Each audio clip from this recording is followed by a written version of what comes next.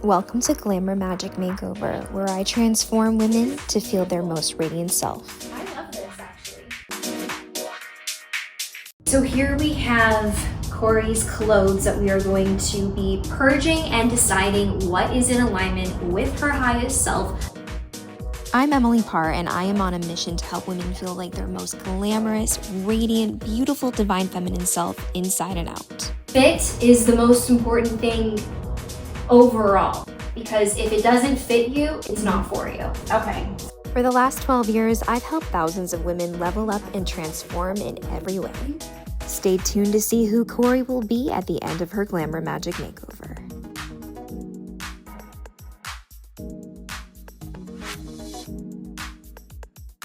I feel that we all have many different missions in life at different times, and my current mission is to get people to feel comfortable wearing pants.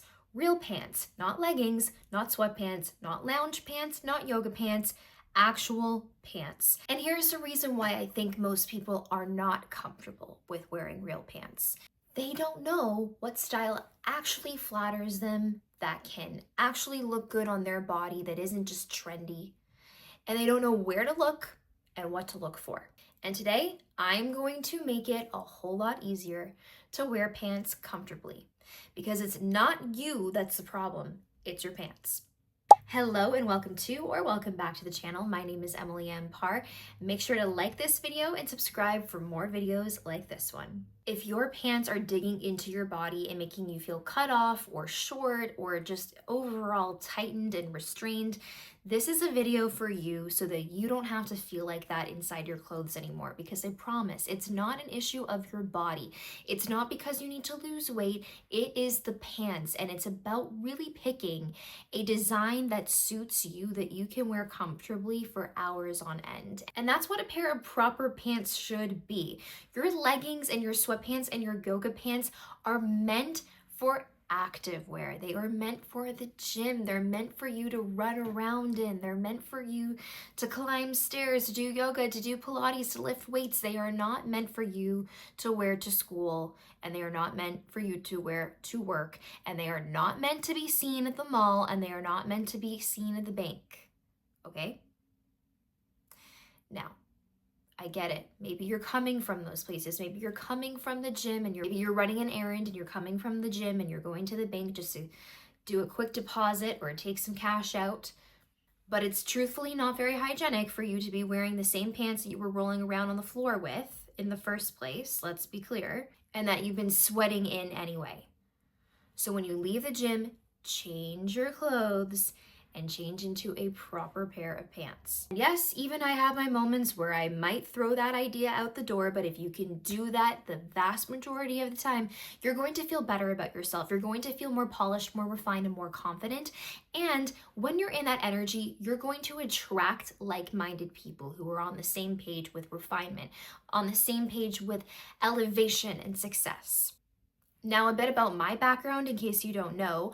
I know how to sew. I started learning how to sew when I was 8 years old, and then I later pursued fashion school. So I understand structure, and I also understand movement, because I later became a fitness instructor. I teach yoga and Pilates and bar classes. So I fully understand how easy it is to stay comfortable in your pair of leggings and sweatpants and not want to wear your regular pair of super structured stiff pants, but they don't have to be that way. And today I'm going to show you some options for your body type so that you can feel authentically comfortable as yourself. Now, I want to start off this video by talking about styles of pants and jeans that I personally don't think is flattering on anybody. And if you've been watching my videos previously, you probably already know what I'm going to say. The barrel pant, the barrel jean. It is not flattering on anybody. Same with the balloon style pant, the balloon style jean, as you can see here. It just doesn't look flattering. Now, that's not to say that I'm fully against a baggy pair of pants or a baggy pair of jeans. It's just in how you balance it and style it. And the reason why I want to start off with this style is because it's kind of reminiscent of your sweatpants. So I think for a lot of people, it feels like, oh, I could maybe get into that if I'm stepping outside of my comfort zone. But the truth is, it doesn't elevate you. And if you're going to wear a proper pair of jeans or a proper pair of pants, it should. So what I would swap a barrel jean or a barrel pant or balloon pant for is a boot cut. Now, a boot cut is generally very flattering on most body types. What we want to look at specifically is high-waisted versus low-waisted. Now, if you have a shorter torso, generally a higher waisted pant or jean is going to look fantastic for you. If you're petite, higher waist usually looks really great. If you have a longer torso, we want to work with that and we want to honor it and embrace it and enhance it by wearing a lower rise jean. Now, both high rise and low rise can get very extreme, and you can see those examples right here of extreme high rise and extreme low rise. And I myself am someone who has played around with both. Now, what is the most flattering is to stay away from those extremes. If you're a real fashionista and you're expressing yourself through fashion and you're not trying to show up for a job per se, you can mess around with the extremes. You can be a little bit more eccentric. But for everyday practical work life, stay away from the extremes. Now, other than a boot cut pant or a boot cut jean that is pretty universally flattering, we also have bell bottoms and skinny jeans that we have to discuss, because a boot cut is generally very classic, very timeless. It can fit into pretty much any period. But a bell bottom is a very specific look, and same with a skinny jean. They are very specific to certain decades. When we think bell bottoms, we're thinking 60s and 70s. When we think skinny jeans, we're usually thinking about late, early 2000s and 2010s. But they both serve a purpose. If you live in a colder climate, a skinny jean is still very practical, especially when you're wearing a knee-high or over-the-knee boot. So that's why when the skinny jean trend started to go out of style and people were starting to wear the baggier jeans or the bootcut jeans again, I couldn't help but roll my eyes, because there are still outfits where skinny jeans work. And not just with a boot, but it can also look really great with a pair of pumps. Generally speaking, a skinny jean is going to look the best on a skinnier, slimmer leg and on a longer pair of legs. And that has less to do with height or even with hips. But let's talk about hips specifically. So what you'll see in a lot of pairs of jeans or even in pants is these markers that go right along the hips, as you can see it here.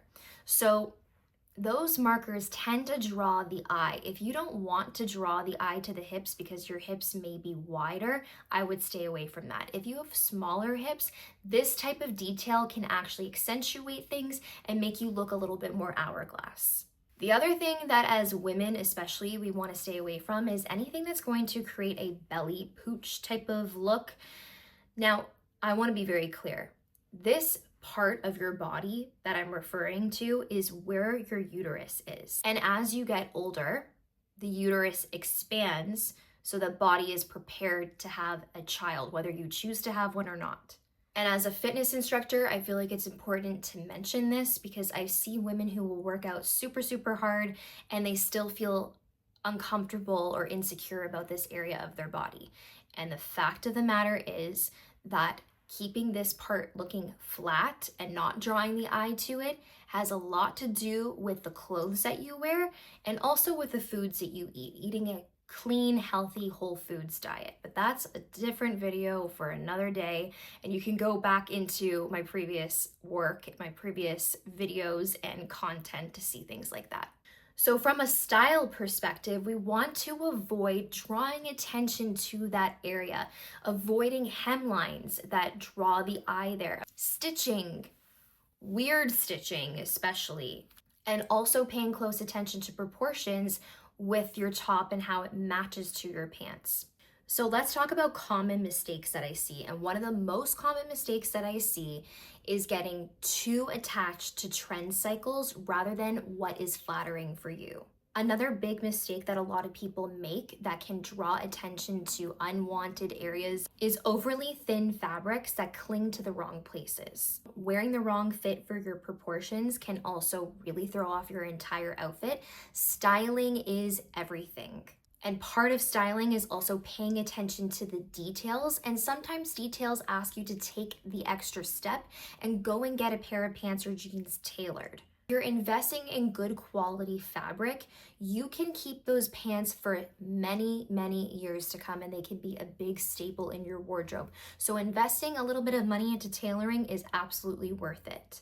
Now, a rule to have in your head is that if the pants pull or bunch or collapse or cling, they don't fit. Take them off and try a different pair.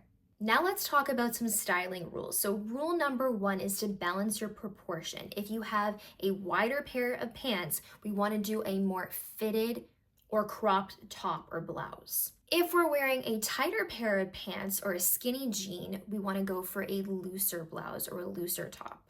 Rule number 2, define the waist intentionally or don't. And you can do this by cinching in at the waist. You can decide if high-waisted is the way to go for you. You could also tuck your blouse into the pants or do a half tuck, or maybe incorporate a cropped silhouette. Rule number 3, your shoes matter. Your shoes matter a whole lot, let me tell you. I got started working in the fashion industry when I was 16 years old at the shoe company, and that was my first job, and I spent a lot of my paycheck buying shoes, and I don't regret it one bit. Where your hemline of your pants or your jean hits is really important when it comes to styling the right shoes. So for example, if we're doing a cropped hemline on the pant or the jeans, we want to pick out a pair of sandals or a pair of pumps.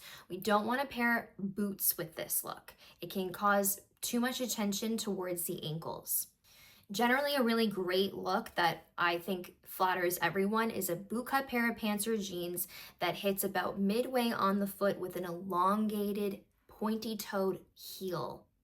A chunky shoe is better for a casual outfit, and a chunky heel can look really great with a pair of bell bottoms. In fact, that's exactly the style when we think back to the 70s disco era. Rule number 4, color and contrast. So when we go for a monochromatic look, we want to first of all pick the same colors from top to bottom, not 3 shades difference, okay? Like so. Same or as similar as possible, and this is going to make you look taller. Now let's discuss comfort. If you're someone who tends to feel really restricted in your pair of pants or jeans, I suggest going for something that's a little bit more flowy, more feminine, that has a little bit more movement in the silhouette. Avoid fabrics that are going to pill, avoid fabrics that are going to be very stiff. There's so many different types of denim out there that can stretch and that have give to them. And another thing that can really elevate your comfort level in terms of finding a great pair of pants or jeans is to find something with an elastic waistband. And this can be tucked and hidden away. And if you are really getting into your style game, you can cover this with a great belt. I think that there's generally no reason why you can't find a pair of pants that's comfortable on the inside. In fact, many years ago, I had a pair of beautiful lace pants that on the outside looked like I had put in so much effort, but on the inside, it was fleece lined and it felt like sweatpants, and it had a drawstring waistband. So I was super, super comfy. I felt like I was wearing sweatpants, but I looked like I was really put together. Now, if you're an avid online shopper, make sure that you buy pants and jeans from somewhere that you can easily make returns, because it's essential that you are able to try them on before you commit, before you buy. And I fully understand why it might be overwhelming or uncomfortable to try them on in store. In fact, I actually suggest picking up some pairs in your size or what you think your size is, checking out the return policy, bringing them home and trying them on, and then going back and returning any of the pairs that didn't feel comfortable for you. So with all of that being said, I hope this helps you find the perfect pair of pants for you. And keep in mind, you don't have to wear pants if you don't want to. You can always go for a skirt or a dress or a pair of shorts, but In some settings, pants are necessary. As I sit here filming with no pants, but you wouldn't be able to tell that from this frame. So again, if you found this video helpful, make sure to like it and subscribe for more weekly videos like this one. And until next time, stay golden.